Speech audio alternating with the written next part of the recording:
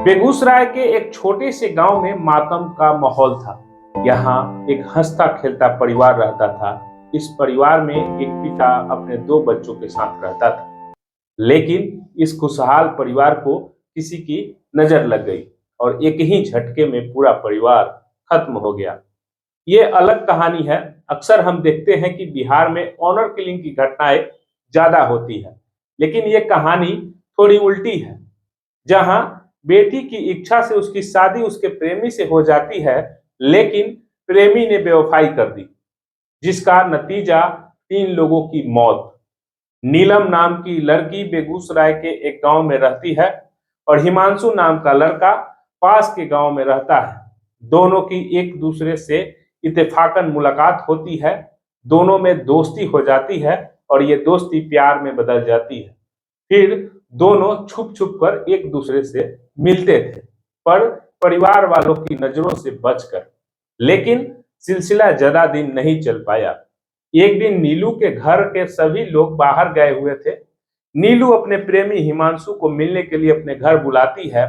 हिमांशु नीलू के घर पर आता है। फिर दोनों प्यार के रंग में रंग जाते हैं। फिर कहानी में आता है नया मोड़। वो थी नीलू के पापा और भाई की एंट्री। अचानक दोनों लोग घर पर पहुंचते हैं। नीलू अपने प्रेमी के साथ रंगे हाथ पकड़ी गई। जब नीलू के पिता ने उससे इस बारे में पूछा तो उसने सब कुछ बता दिया। नीलू के पिता और भाई ने लड़के से पूछा, क्या तुम सच में नीलू से प्यार करते हो या सिर्फ टाइम पास के लिए तुमने उसे फंसाया है? लड़का कहता है, नहीं, मैं नीलू से शादी करूंगा। फिर परिवार वालों ने मंदिर में दोनों की शादी करा दी और कहा कि कुछ दिन बाद तुम नीलू को अपने साथ ले जाना। जिस बिहार में गावना कहा जाता है, एक पिता अपनी बेटी की खुशी के लिए उसकी शादी अपने पसंद के लड़के से करने को राजी हो गया और उसने उसकी शादी करा दी। फिर शुरू होता है कहानी का दूसरा अध्याय, जहां लड़का अब लड़की को अपनाने से पीछे हट जाता है। दोनों के एक साथ पकड़े जाने पर उनकी शादी मंदिर में दोनों की मर्जी से की गई थी, लेकिन घर वालों के बहकावे में आकर हिमांशु लड़की को रखने से इनकार कर रहा था, जिस कारण पिछले 1.5 साल से दोनों परिवारों में विवाद चल रहा था।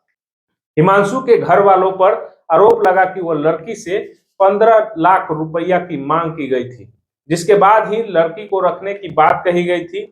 इसी सिलसिले में 15 लाख रुपया जमा हो जाने के बाद परिवार के लोग हिमांशु के घर नीलू को लेकर गए थे, जिसके बाद 15 लाख रुपया लेने के बाद एक के बाद एक 3 लोगों को गोली मार दी गई, जिसमें नीलू, पिता और भाई शामिल हैं।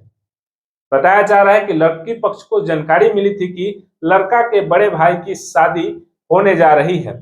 लड़की पक्ष ने सोचा था कि इसी बहाने उनकी बेटी भी उसी घर में रहने लगेगी, जिसके कारण वे पैसे और लड़की को लेकर गए थे।